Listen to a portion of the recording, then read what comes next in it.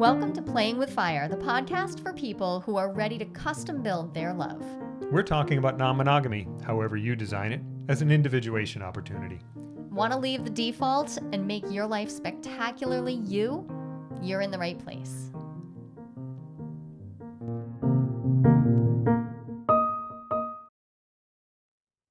We have a wonderful conversation that we just had. I'm glad you're listening, and don't steer away, because this one is so a must listen. It's we didn't get into we got into maybe 10% of what we could have. It was a wonderful conversation with Jessica Fern and David Cooley, the authors of Polywise.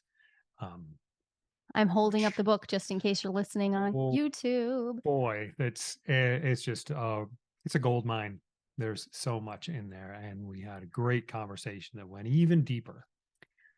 So I think people who listen to this podcast, the one thing I know about y'all, thank you for being here, is that you care about deeper layers of relating and why relationships work the way they do, and what you can do to leverage the messiness of relationships to enhance your personal growth, your individuation path, all of that. And so there's an earlier episode of this podcast that was just Jessica and I talking about Jessica's first book, Polysecure, and mine's all marked up. Great book, and I love it, and I highly recommend it.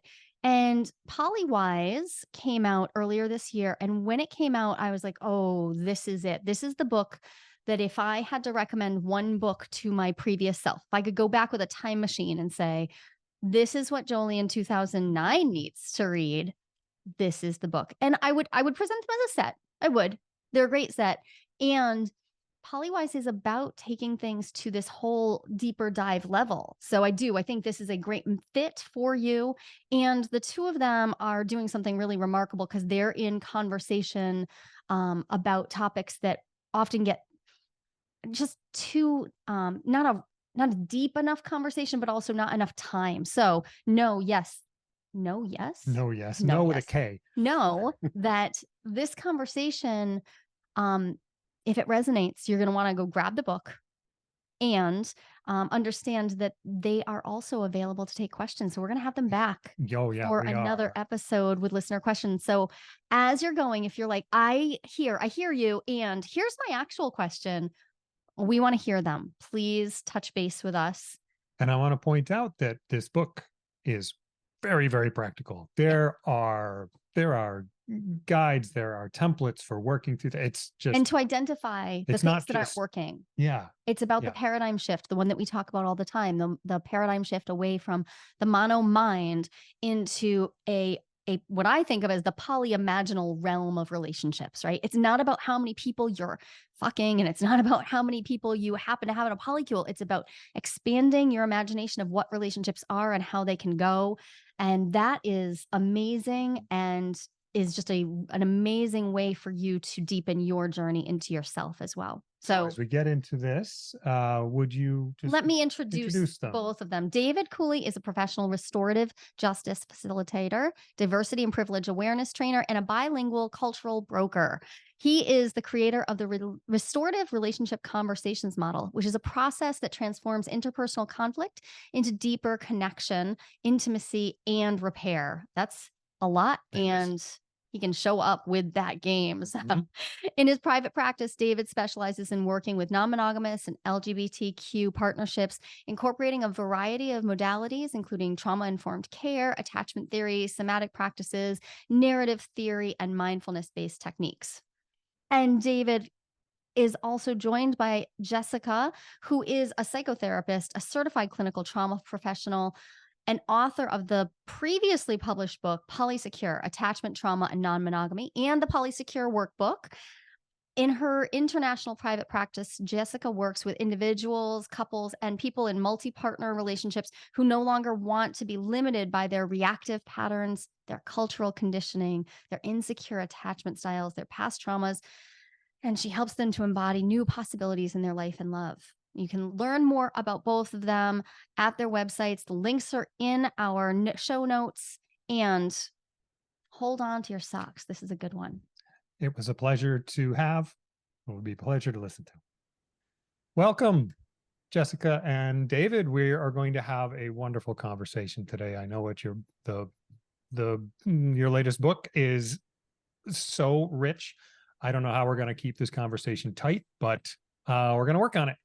And so, Jolie, Well, I want to welcome them both as well. And could we just start off talking about the two of you wrote a book together, and you are partnered in many ways, but not in the way most people might think two people are partnered. Would you just drop us in a little bit to your life before we get into the rich, meaty stuff of the book? Yeah. Dave, you do that one. All right. So I think the terminology that we like the most is life partners. You know, we've really been seeking, I don't think intentionally over time with sort of adhering to a concept by any means, but there's been a lot of relationship fluidity. And so our current iteration of the relationship is that we live together. We're non-romantic partners, life partners. We share a son together, property owners, colleagues now, you know, through the writing of this book. But it's been a long journey of 21 years, a beautiful journey of many changes. You know, we were married before that, friends, platonic friends before that, started out very briefly when we first met as little chitlins and way back when as sort of romantic sparks. So we've been through so many different phases of the relationship. But now, as I said, we're living together. We have different partners, and kind of have a very blended family structure. I'm going to say how much I love the framing of the current iteration. Right. Yeah. Love that. Yeah. It's so great to hear the way that it's changed. Jessica, for you, how has it been for you personally? And before we get into all of why, you know, all the how of your book, how has it been for you personally to experience the changes of the relationship while also writing together, while working together? Yeah. Well, I think while we were actually writing the book, our relationship was in a pretty stable place. So that helped, right? There were moments, because I wrote Polysecure after we had divorced and we were living apart for that year. And in a lot of ways, I did want to be able even just to talk with Dave about the book and the concepts and like work through ideas. And it was sad then not to feel like we could do that, because it actually would have been too intimate for us then when we were needing that like year and a half of really actually separating so that we could come back at the next level. But writing the book in this version, it was great.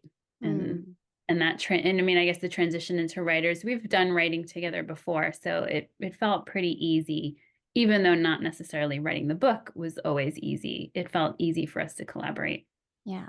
The reason I wanted to start there is people who are working with me or us in the groups that we run or in our more established communities, even people who are long-term established in non-monogamy often struggle to keep in mind the massive breadth of ways we could define our relationships. Like we fall into those habits of like, yep, there's like a couple paths. Like we get off the relationship escalator and then we still fall into that, like just a couple trajectories. Okay, now I can have more than one of the same thing that I've always known about. Right. Versus all of the other different ways that the other iterations, the other configurations. So I see you modeling that through your life. And I just appreciate that you're out and we'll name that, that you're also allowing for that fluidity, which brings me to want to ask about, so you had written Polysecure and then you come back and you with Polywise. And honestly, it is the book that I've wanted to have on my bookshelf since day one of my non-monogamy, which is 15 years ago. And the thing that really I woke up this morning thinking, what do I want to talk to them about today? Like, what does my heart want? And it's about differentiation. I feel so called. So if we could just start somewhere, because we have to pick somewhere in this amazing, brilliant book. We have to start somewhere. We can't cover all of it. Right. And I kept going over that chapter. Yeah. It's differentiation. And we tend to use the word enmeshment rather than codependent. Just to sort out from the folks who are in like AA and using codependent for a very specific use. But I'm really curious what you're seeing in the people's struggles around differentiation. I'd love to just give you the mic and say, what are you seeing right now? Are people thriving? Are they not? Do you want to start, Dave? You want me to start? Yeah, why don't you start? I'll pick it up. Yeah. I think once people sort of get through a real differentiation, I do see them thrive. But the path to getting there can be pretty difficult. And I think people sometimes think they're differentiated, and they're actually not. They're more in resistance and like taking this hyper independence and in, opposition to like my way or the highway, or my needs over your needs. And it's like, that's not actually differentiation. Would you Right. just, So would those you people, define I see what's that? Would you define differentiation the way that you would use it then? And I forget how we actually technically define it in the book, but the way I'm thinking about it is a sense of self-autonomy and that sense of sovereignty. I'm in touch with myself. I know myself well enough that I'm able to articulate my needs, my wants, my feelings, my boundaries, and then negotiate with you around your needs and boundaries and wants. Yeah. Right. So there is a clear sense of self versus the loss of self that happens in enmeshment, or the loss of identity, but also can include the collective or relational identity. Mm-hmm.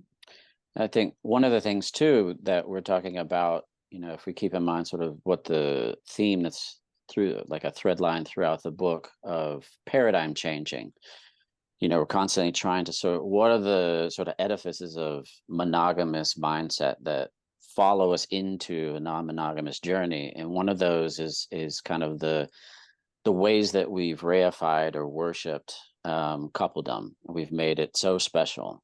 And what's interesting about that, and I think a monogamous culture, is the ways in which it really mimics sort of the phase of multiple phases, ideally, of that relationships could pass through. And so we've really zeroed in on what we call symbiosis, right? And so there's a merging of our identities in that phase. In a monogamy, it's really easy to stay there. And when that actually starts to change, and I think as it should, as relationships evolve, it actually feels like a problem for most people. It feels scary. It's like, what's wrong with this relationship? We're not as close, which in many cases ends up feeling more enmeshed. And so what we're trying to do is really normalize this differentiation as a natural, healthy, desirable thing, where we're talking about this is an opportunity for deepening our intimacy and connection, but at a new level. Yes. So really making the kind of elements or aspects of differentiation something to recognize and not see as warning signs, but actually as something that's good. Right. I really appreciate that. It's reminding me of what we were saying about that Jessica, I think you just named it, the pushing away. We can get reactive in our attempts to differentiate, because symbiosis or enmeshment is so prized both by the culture and by us, but then we can become a little oppositional. And I'd love to hear any examples that you have about what that might look like, because I think most of us imagine that we're differentiating well, and we struggle to see where we're maybe getting reactive instead, and mistaking that healthy differentiation for and walling ourselves off. And those are the people who are consciously working on differentiation and opposing the enmeshment or symbiosis. In my experience with the people that we work with, very often introducing just a concept of enmeshment gives them a lens on the relationship structure that's like, well, yeah, that's what we do. So it's not like there's the pushback once you start working on differentiation, and then there's a pushback of even considering it. Yeah. It's so common that part of the like you said, the edifices of monogamy, enmeshment, appears to be a big one, and it's like, okay, I'm going to do this different and just carry that along because I didn't notice that was a piece of it. Yeah. So examples. Yeah, say that again, because I like what you said, but going back is wanting examples of sort of people differentiating in not the best way. Yeah. Yeah. It's I mean, it helps to the things to look at, like what Mhm. when you're working on it, and Specifically struggles with I do. with Yep. we talk about it personally because this is a spot where he really struggles, and I'm curious what you see show up, especially Yeah. when people are really struggling. Yeah, or I see it like I'm thinking of a client that I worked with this week, and his partner is not actually controlling him, but that's what he keeps saying. Like he keeps pushing back on, like, I'm going to do what I'm going to do, and if you have anything to say about it, then you're controlling me, right? And that we've identified as this more self focus of his needs, his wants, his autonomy, and any challenge of that is being controlled. Right. Which leaves Right. very little room for negotiation. Well, that's exactly what they're coming with as the challenge, where she actually is wanting to negotiate with him and be like, can we, go back and forth on this? Right.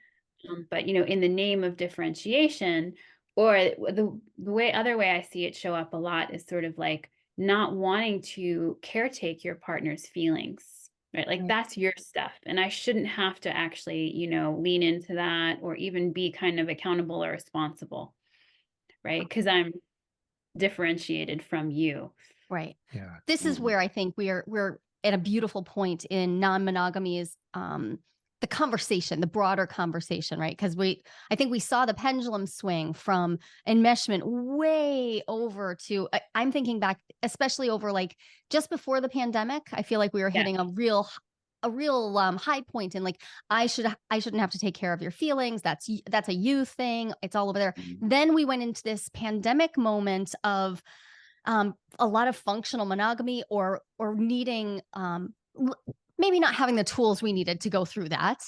Right. Come out of it, and I feel like we picked up right where we left off collectively. I'm going to really generalize with that idea of hyper separation, hyper individualistic behavior, taking the place of this like gentle dance. And so I love that you're bringing the conversation into a more nuanced. Well, how do we negotiate this?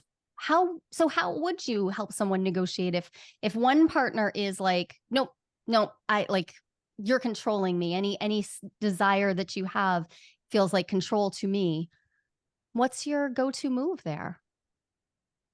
Well, since you started that, I mean, I have something to say about it, but I'm curious, Jess, if you're sort of, what are you saying or advocating for this particular client or clients that you're working with? Yeah, we talk about what a relational posture instead of a hyper individualistic posture looks like, right? And that what is he actually resisting versus wanting? Right? So I don't want you to control me. Well, what are you actually wanting? So, things like that have been really helpful in that specific case. Yeah. And of course, there's a history. We go into the history. It's like, oh, this person happened to have a history of one very controlling parent. Right. So they feel like they have to push against, and having to consider someone else's feelings is risky, feels really dangerous. So we've been working with that too.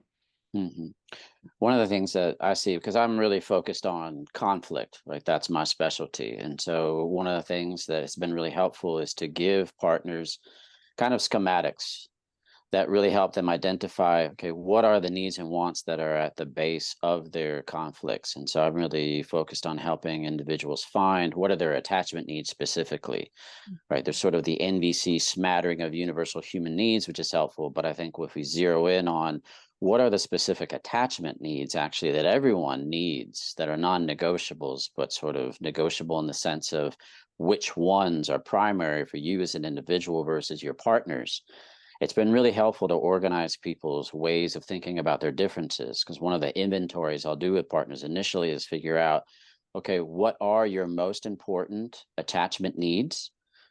Let's look at those. What are your partners? And often there's a discrepancy or a difference between what's most important, because a lot of these needs function kind of in constellations. One partner is really right now needing safety, trust, presence, emotional attunement. The other partner saying, oh, I need expressed desire, physical nurturing, playfulness, right? And so they're at these kind of opposite ends of the spectrum. All those needs are valid, but unless you get your constellation, you're not going to be able to access this other piece. And so these differences, to see them is important, because often what partners are doing are pathologizing each other, and they don't even realize it. I'm needing this to feel connected and safe. I'm needing this to feel connected and safe. Those needs are different. Something's wrong with me, you, or the relationship. And so this is where the conversation about differentiation really becomes useful, as you can start helping people dismantle the idea that these differences are inherently problematic, but just signify differences in just the constellation or arrangement of their attachment needs at any given moment. Right. And then being able to see allowing yourself to see it, because you don't have that block of this is bad, lets you Right. actually negotiate from the point of view of actually knowing not just what you want, but what your partners want. That's Exactly. awesome. Love it. Right. Yeah. It strikes me that, David, you mentioned specifically that you're working with conflict, and I use that word less in my work, but as you said it, I'm like, oh, except that's what's happening all the time, right? Like we're in conflict, and when I see people, they've gotten to the spot of pathologizing, and I see them fall into the habit of honestly pathologizing their partner because it feels safer than either pathologizing themselves, which is a wound to self, which is terrifying, or the relationship. Because if we if they start labeling the relationship as wrong, well, then ending it starts to be on the table. So I see people kind of poking each other because it almost feels like the safest of three bad options. Like maybe maybe I can get you to meet my need by poking hard enough. Yeah, there's a really interesting dynamic that plays out sort of in relationships that I see, which is there is that, and I think it's a hangover of what we're saying, of this kind of gravitational pull of symbiosis or enmeshment, right? Where people feel this real powerful urge to be the same and have certain needs be the same. And it's almost like you start to get into a contest between attachment versus authenticity. And it's exactly what you're saying. It's like the attachment, if the relationship is quote unquote now not viable or problematic or going to be a safe vessel for my needs to get met, then that's, again, yeah, you're talking about messing with the attachment system. And then most people, like, if I start to feel that there's this sort of the possibility that we could dissolve, attachment stuff starts to come online. And then it's just like, okay, well, the pressure then is to become the same, capitulate. Yeah. Or push even harder against the partner And right? manipulate whatever the technique is to sort of get the need met. It just starts to create this fulcrum of pressure that ends up becoming unbearable in a lot of instances. Yeah. I have a clarifying question, because I'm thinking about this word conflict. Can we just dig into that concept a little bit? Because I'm thinking about, just in my relationship with Jolie, the number of times that we are at odds and working toward a resolution, but we're working toward it, versus times when there's what was the word that we just used? I don't know, but pathologizing, where there's some pathologizing entering into it, and those feel like two different situations. Yeah. So does What's the conflict difference? embrace all of them, or is it one of them, or something else? I think we could use conflict as sort of an overall overarching. We can use it in that way, that it's not necessarily a bad thing, or it doesn't mean that we're going in a bad direction. It could just mean, yeah, we're seeing things differently. We're butting heads, we're disagreeing. But I think when we use it, what the distinction I make is we're in parts that are reacting to each other. And that's what feels like in the conflict. I'm in a reactive mode, you're in a reactive mode. And now there's this wrestling that's happening, which is very different than, oh, we see this differently, right? And we're working through it together, like that we're actually staying collaborative. I think the conflict is where there's this adversarialness that shows up. Yeah. Yeah. And now we enter into the stance of somebody can win this, as if our relationship is a zero-sum situation. And when we leave that model of conflict behind, that's, David, where I think the chapter that you wrote on conflict and on restorative, reparative, like, it's brilliant. And I love the fact that you've made it an actionable series. So I want to just name for everyone, like if you're struggling with conflict, read Dave's chapter. Read Dave's chapter like Yeah. right now, because it's Right. so actionable. And I don't want anybody to think that this is actually too big a problem, because David, what I loved you did is like you made it into here, follow this template. Not that it's not going to be a heavy lift, but follow the template. And I feel like we all try to reinvent the wheel when we're in conflict, Yeah. but we're already stressed. It's just not the moment for it. Totally. And I think, that chapter was really trying to get as much information in as possible, knowing that it won't be enough on the outset, but it's at least the attempt to give people who don't have a lot of skill or templates for working with conflict something. But for me, I think what I would want to add around conflict is I see it as there's tension. It's the presence of tension. Tension is a physical force, and it's always looking for a way to rest or dissolve itself. It builds and then rests. And so conflict for me is an opportunity to create an opening for that tension to move. And so if we're not doing that, then it just continues to build and then explode. So if we can be aware of tension in ourselves and in a dynamic between someone else, we can embrace it, move towards it in a way that it's not inherently threatening and disconnective. I think that's sort of the misnomer, is that it's inherently problematic or signals something problematic about our relationship. Another thing that I think is important to recognize about conflict is, what is your nervous system doing? So much of conflict, there's two main pillars for me. It's teaching people how to learn how to communicate in a way that's really clean and keeps people sort of in a safety lane with guardrails. But then also, how do we understand what our nervous system is doing? How do we understand how our nervous system responds to being triggered? Right. Because that's such a huge part of it. Then you start bringing in attachment dynamics, right? And the way that then starts to tweak and change the way that we communicate. So we really have to understand both parts, and I've never seen a system that's integrated both of those. And that's a big part of what I'm trying to do with the restorative model, is how do we integrate a keen awareness of our personal nervous system at the moment where we notice tension building with us and someone else. Yeah. I think it's beautiful to hold those at the same time, but to use the word tension, I'm struck by also the gift. I'm thinking, again, Jungian psychologist over here. So the tension of opposites is core. It's central to the premise of Jungian psychology, Totally. because the tension of opposites is where the third thing can come from. And the way that you discuss it in Polywise reminds me that really exceptional non-monogamy skills, like building that up, translates to all over the place. I have clients all the time who say, "Oh, I'm taking these skills and using them in my parenting, using them in my co-working situations, like using them everywhere."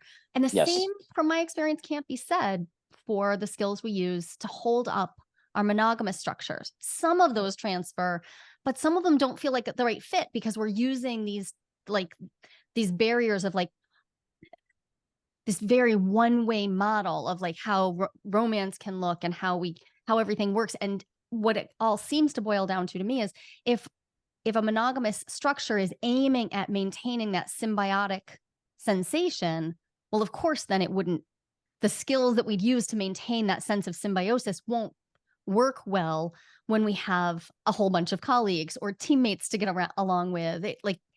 They're antithetical. So you've opened up a model that can work across. So it's also just a really nice use of our relational energy. If we're going to learn these skills, learn ones that we can then use everywhere, because not all of us are even in romantic relationships all the time. And it can feel like, why am I investing all this energy? I don't know whether I want to spend my time building these skills when I don't have a partner like that right now. But we are in relationships. But we're in these are relationship skills, not just romantic relationship skills. Exactly. And I think that's the big difference between the adversarial or the punitive paradigm, which is coming from the criminal justice system that we've been imbued in at least in the United States. And that's informing my consciousness in the most part, in the restorative paradigm. And so what I'm wanting to understand is, we've internalized a system that's essentially dehumanizing, because it thinks of conflict in terms of reason-based, or law, right? That's what we're trying to figure out. Has a law been broken? But there's no discussion about human needs at all. And so for me, conflict is all about sort of the tension that builds when we feel like our needs aren't getting met. Yeah. So how can we hope to resolve conflict in a way that's humanizing if we're not making needs central to that process? Yeah. Yeah. And yeah, the punitive paradigm, the legal system, it's not really a conversation. That's right. It is a response after the fact. That's Yeah. right. And that doesn't really work well in relationships. Exactly. And yet that is the way we parent. That is the Yeah. way that we do with our intimate partners, which is insane, but we don't think about it. And that's another, again, reason why I want people to think at the level of paradigms and making more systemic changes to their thought systems than just sort of kind of horizontal shifts or smaller shifts. Right. Mm. You know, this makes me think, Jessica, you might specifically do this with clients. How do you help them identify their needs? If we're if we're going to talk about wanting to meet the actual underlying needs, the biggest problem I'm seeing with my clients right now is a lot of them don't know how to identify them. They're like Yeah. really struggling. They really don't know. Yeah. Sometimes I'll help them and give examples of needs, give them prompts. Or usually they're able to articulate what they don't want. And so that can be the trailhead into, okay, what is that pointing to that you actually do want? Mm-hmm. But right now I'm on a feelings and needs cards train where I have this PDF of feelings and needs and people print it out. And it's like their own little deck that they can cut up and literally just having go through this needs deck. And when you're not sure, here you have, several dozen needs that you can use to help give you the language. And there's something about the physicalness of it and the visualness of it at the same time that really allows people to start building that capacity internally. And so I'll have them do it for themselves. I have them do it with partners. Yeah. And it's, the feedback I get is just that it's really supporting them in building that capacity to even give language to their own needs. And then they're surprised, like, whoa, I thought it was one need. And now it's, there's 7 laying out here actually. Right. I really appreciate that because it is tactile.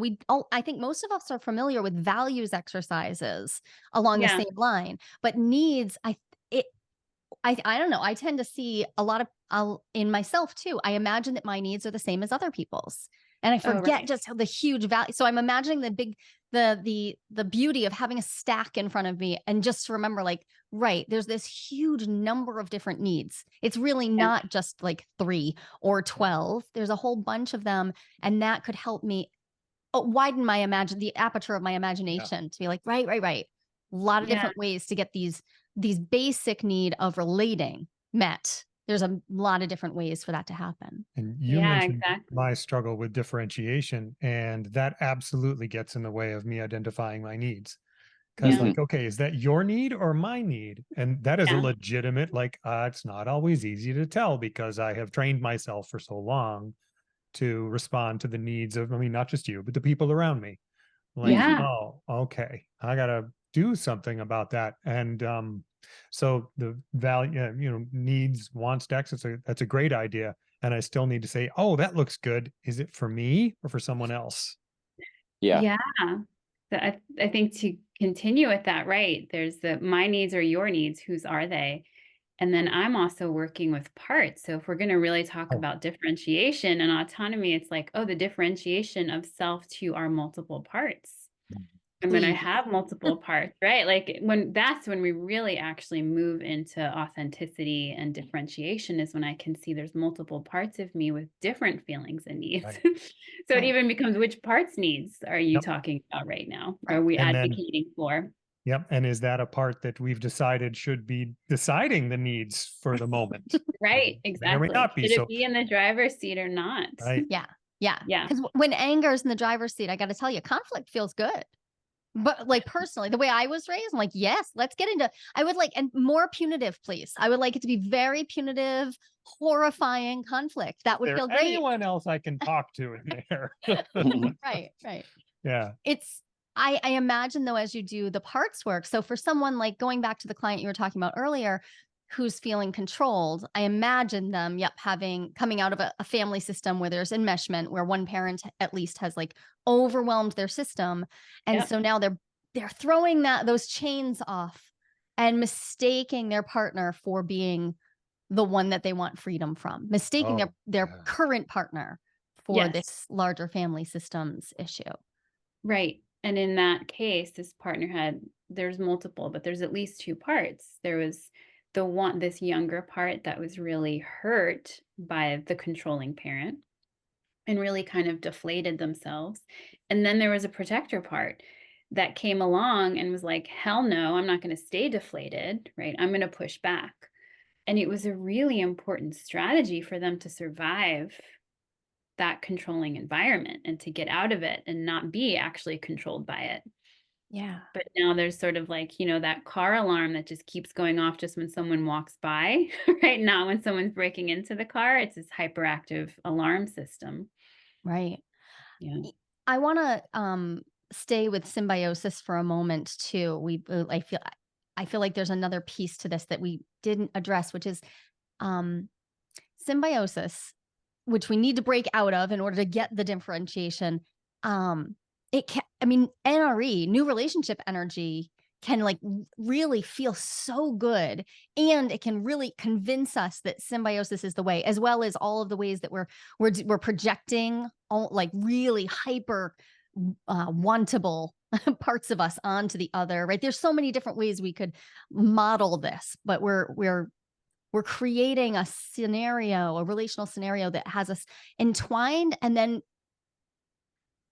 it feels so good. I've noticed lately, I have a lot of clients who want to extend that or get it back. They talk about wanting to get back to it. So I think this language of symbiosis might be helpful to them to hear, because symbiosis doesn't necessarily sound as friendly as NRE in a good way. Like I probably don't want to actually be a symbiote of my partner.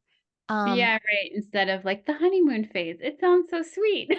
Yeah. I Right. love the Exciting honeymoon. and fun and Right. Right. Yeah. Yeah. Well, I think there's a difference though between symbiosis and NRE. And I think symbiosis is and it has to do mainly with timeline. NRE, I think, has a shorter timeline, where symbiosis can last for years. Actually, it can sort of be this thing that people are just in and wanting to stay in and make happen. And I think there can be you've got the acute sort of bigger phase, the peak phase of the NRE, but that can even crest and fall, and you can still be very much in symbiosis. So I think it's important actually to see those things as different. One of the phenomenons that we talk about in the book is NRE chasing, or was it symbiosis chasing? I can't remember which one it was in the book, but it's like that, very much what you're saying, where people get literally addicted to the experience, the neurochemicals, everything that's part of that, right? And instead of really working on attachment issues or conflict issues or kind of the harder pieces of making a relationship work over time, or relationships work over time, it's sort of just, okay, dump and run and let's start over, kind of etch a sketch and like, let's just begin again. Yeah. And I'm seeing multiple people right now who are struggling because, they don't want to dump the old relationship, but they are chasing that sensation that comes with NRE or symbiosis, really, like that sensation of oneness, of like, yeah, it feels magic, right? It feels like magic. And but they also want to keep the other partners, but they stop recognizing the energy. Like there's an energy spend to maintain those long-term bonds. And so now there's this like, well, not so much dump, but you just hold still. And I don't want to have to put any effort in that direction while I go chase the next thing and the next thing and the next thing. Right. Yeah. And that's kind of the perfect setup for the justice jealousy, that we talk about, or, where it's, what is it like to cultivate intimacy in a relationship instead of sort of fall into patterns of apathy and taking it for granted. And I think that is a big problem. Is a lot of people in long-term relationships see a partner go into a new partnership, be really excited and start doing things that are no longer part of that dynamic of the original relationship. It causes a lot of pain. And and that's one of those needs that we were talking about before. I think for me, one of the most important sort of needs for secure attachment in non-monogamous relationships is feeling special and feeling important. And we don't realize how important that needs to become and how well versed we need to be in our partner's sort of behaviors that are going to make them feel special and wanted and valued. because that's what you're going to have to become an expert in, and then centralize that once you start having other relationships. Right. Yeah. How do we make someone feel special when we can't use the trick of, well, there's just one of you. Right. It's automatic. And you don't have the circumstances of this is a new relationship. So how do you keep making somebody feel special? How do you keep making somebody feel prioritized after years? And I think that's a real frontier. There's a real learning edge for the community there. Yeah.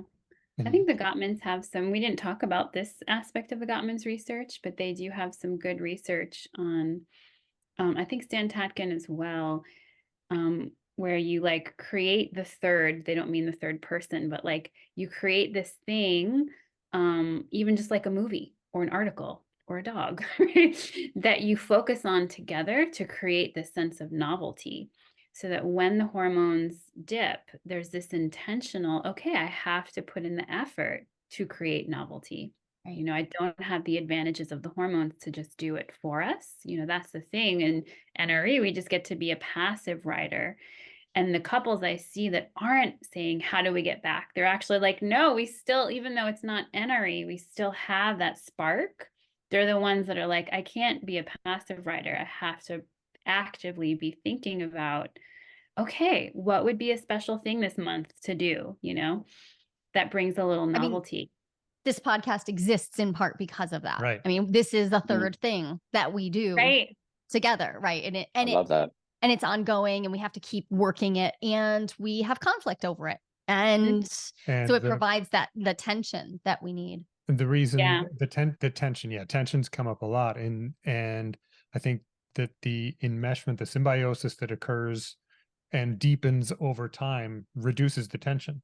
Right. Like, oh, we're just the same. There are barely two people to have tension between. Right. And the more effort I put into my own differentiation, the more energy there is in our relationship. That's just my anecdotal experience that that energy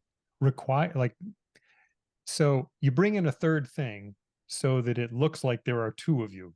But if there are two of you, there will always be some third thing. There'll be a whole bunch of third things. I mean, there's your Jungian concepts. Yeah, it's like, oh, there's you, there's me, and there's the all the stuff that's between us.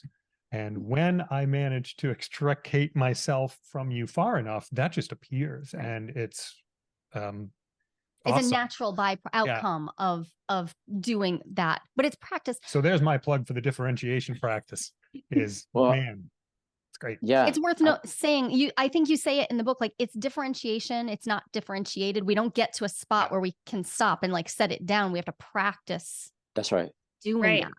That's right. And I think that's part of the importance of the chapter 2. It's one of the longer chapters with good reason, is that I think it's important for people to hear that you don't recreate what you had. It's not about that. It's not about going back. And people need to have kind of a sober appraisal of that.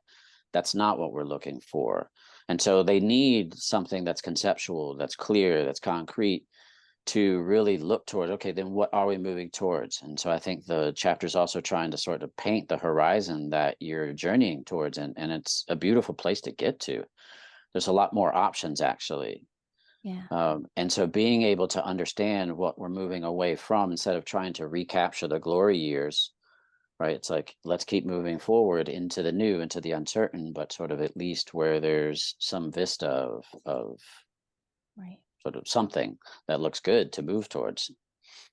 I wanted to ask, what would you suggest to someone who is struggling with I think this is conflict and differentiation all rolled into one, and justice jealousy, when someone says, but you didn't want that before.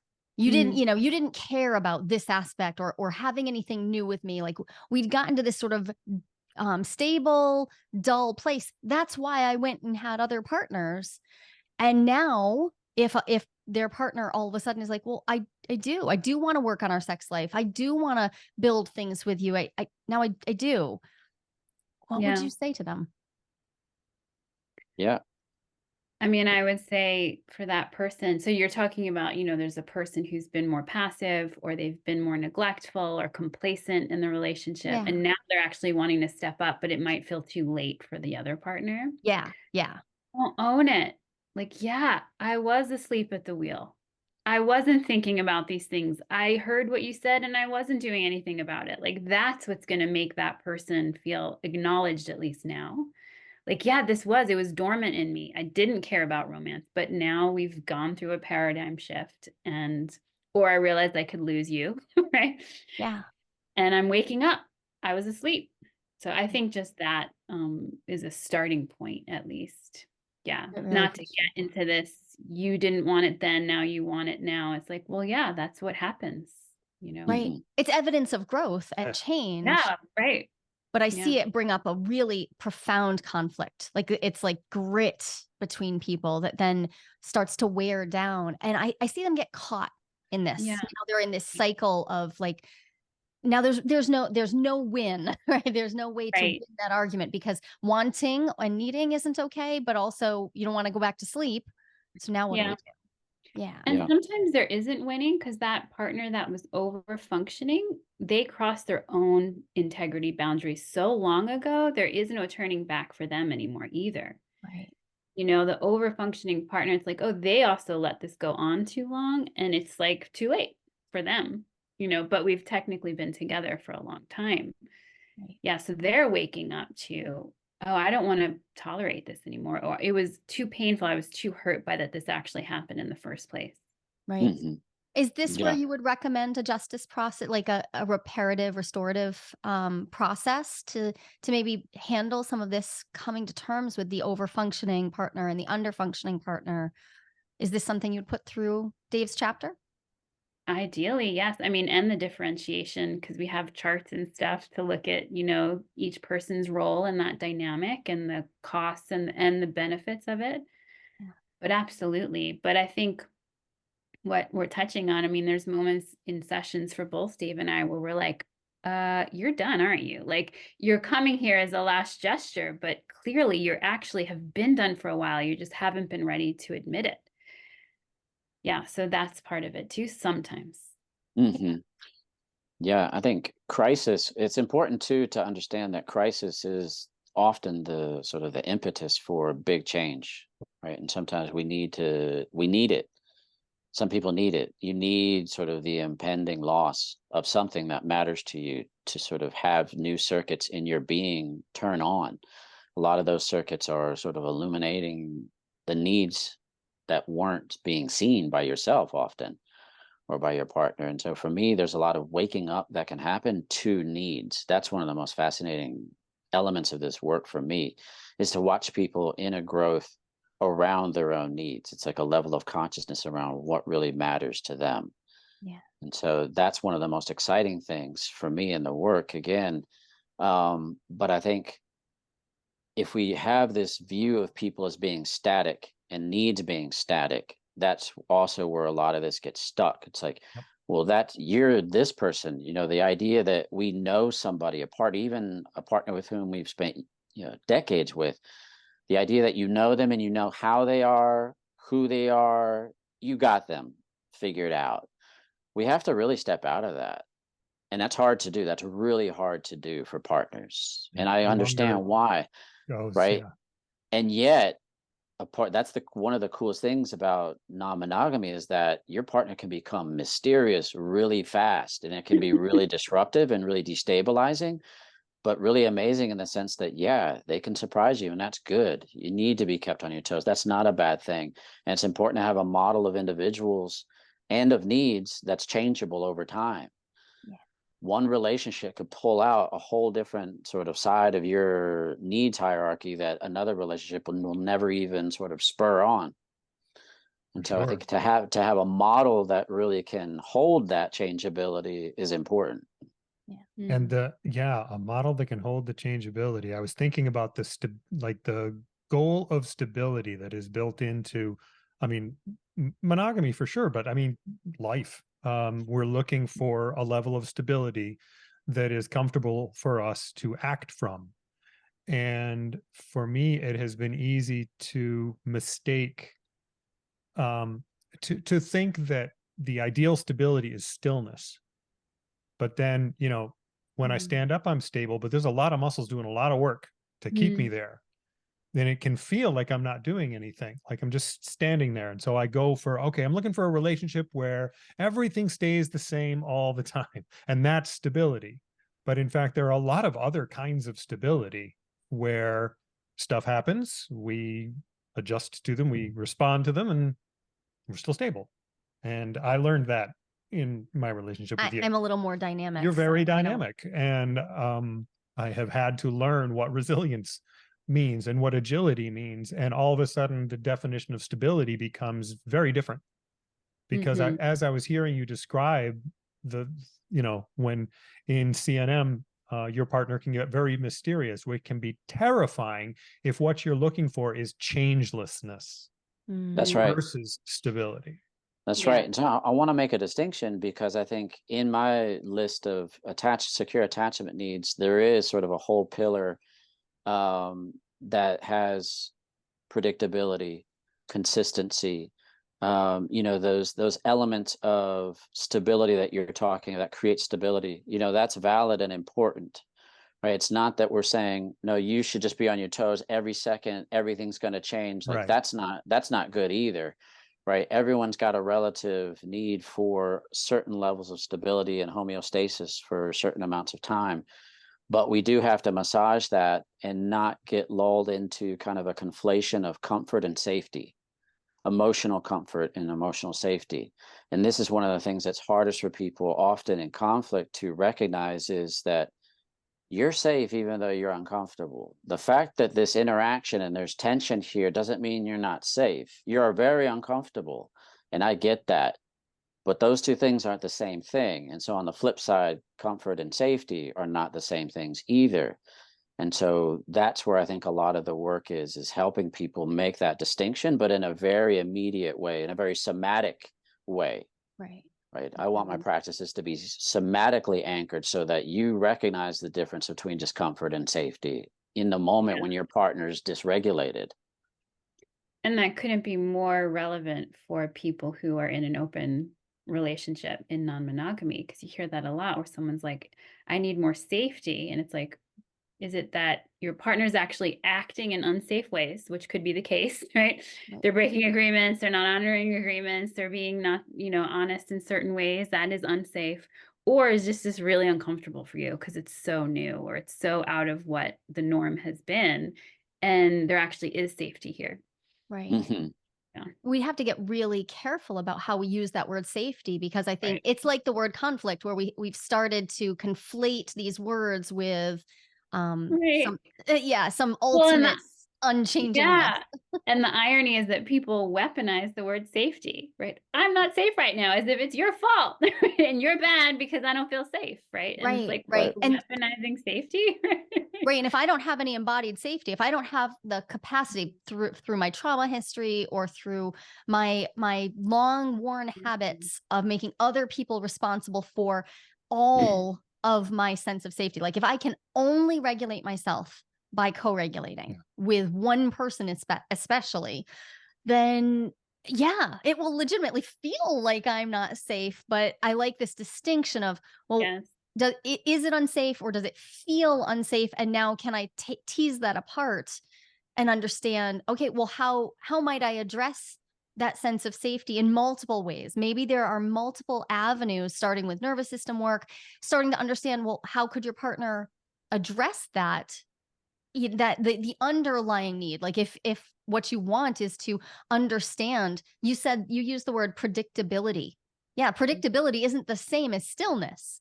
Because if I know my partner is going to be out at a time of night that I find uncomfortable, but I know for sure they're going to be out, the predictability could start to substitute for the old sense of safety, which is, I know my partner's going to be here. I know exactly where they're going to be. So I find predictability to be a nice bridge over to like, okay, where's the new place where I might feel a renewed sense of safety in myself, when I don't have a partner who's right here proving to me by their actual visual presence that they are not doing anything that I don't want them to. Can I get there? Yeah, predictability. Absolutely. I'm going to put that word up higher on my own list of. Well, it comes up a lot in our relationship. Yeah, and I think when someone says, they're wanting to work on safety in the relationship, for me, that's great. You're opening up a really important conversation that's going to get nuanced, and it's going to help people start to zero in on the specificity, especially behaviorally, that one, they're needing for themselves, and then two, that they're needing from partners. Right. So I love the question of safety, right? Like, who's responsible for creating safety? How much of it is our responsibility as individuals? How much is the responsibility of our partners, the relationship, the context, the communication, the nervous systems involved? There's a lot to nuance there. It's really rich, and it's not something, unfortunately, a lot of people are putting enough time thinking about. Right. And can we pay attention to the cycles that we go through? I know for myself, the month of December is not a time when I tend to feel safe at all. And not putting that on my partners, like, no, I don't. I tend to feel at the edge of my threshold for tolerance all month.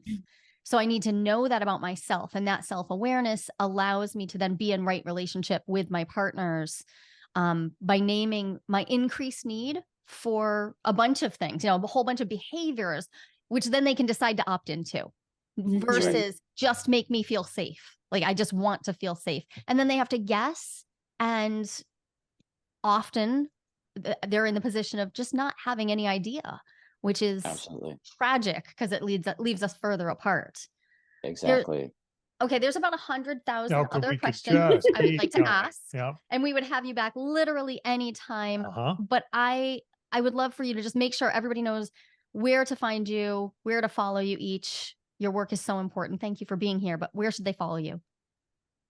Thank you. Well, our websites are probably the best places. Mine is jessicafern.com.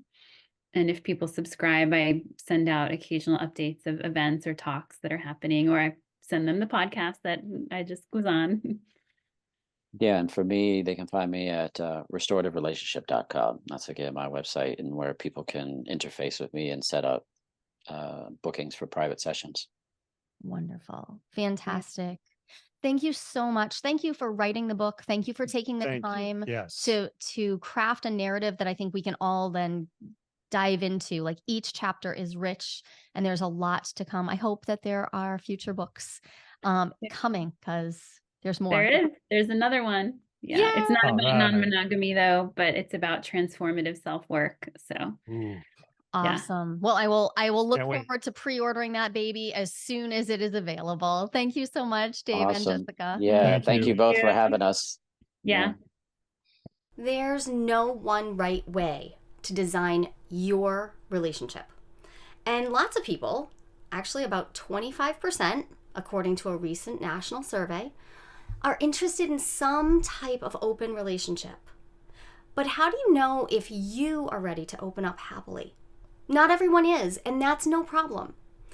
I've got a 60-second quiz that will give you the answer. And even better, you'll walk away with your next step, whether you're good to go or not so much when it comes to opening up.